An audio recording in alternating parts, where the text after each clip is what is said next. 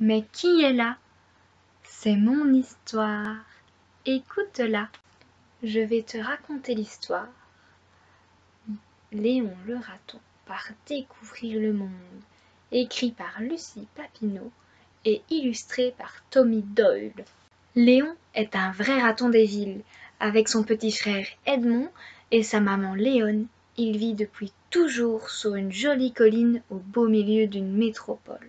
Comme tous les ratons, Léon dort la journée.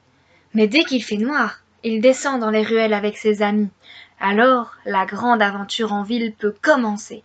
Léon ne se lasse jamais de ses sorties nocturnes.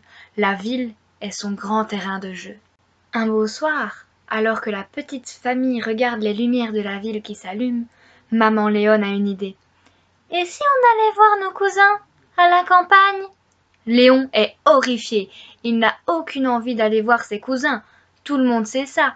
Les ratons des champs ne sont pas comme les ratons des villes. Ils ne connaissent rien à rien. Voilà pourtant Léon, caché avec son petit frère et sa maman, sous la bâche d'un gros camion en route vers l'inconnu. Ça tangue, ça roule, comme sur une trottinette géante. Le voyage est interminable. Léon n'arrive pas à dormir. Par un trou de la bâche, le jeune raton voit la grande route devenir une petite route, puis devenir un chemin de terre. Le paysage défile comme les images d'un dessin animé. Léon aperçoit des grandes bêtes qui ruminent dans les champs en chassant les mouches avec leur queue, et puis des arbres, et des ruisseaux qui chantent, et des papillons qui s'envolent. Dès que le camion s'arrête et que le chauffeur descend, la petite famille peut sortir en catimini. C'est là, près du ruisseau, que les cousins de la campagne les attendent. La maman de Léon serre sa chère sœur, Gastonne, contre son cœur. Edmond, lui, semble tout content de rencontrer son cousin Jason et sa cousine Mignonne. Léon, lui, s'éloigne sans dire un mot. Le petit raton boude dans son coin. Toute la nuit, même s'il entend des bruits non identifiés, même si des insectes inconnus bourdonnent autour de ses oreilles, même s'il a peur de son ombre, et des fantômes aussi. Mais Léon commence à être un peu jaloux. Il entend des rires et des chansons. Lorsque sa cousine Mignonne vient le chercher, il n'y tient plus.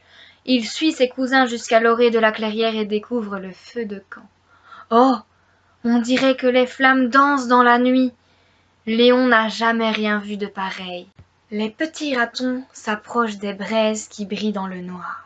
Jason est tout content. Il a reniflé un sac de guimauve oublié. Le cousin de Léon pique une friandise sur une brindille et la fait griller au-dessus du feu. La guimauve se met à gonfler encore et prend une belle couleur dorée. Miam! Dans le ciel, les étoiles se mettent à briller une à une. Léon pense aux lumières de la ville qui s'allument en ce moment dans sa grande ville, chez lui. Ici, le spectacle est différent, mais tout aussi merveilleux. Le petit raton regarde ses cousins Jason et Mignonne. C'est vrai qu'ils ne sont pas comme ses amis, mais ce n'est pas vrai qu'ils ne connaissent rien à rien. Mignonne, c'est presque le nom de toutes les étoiles du ciel.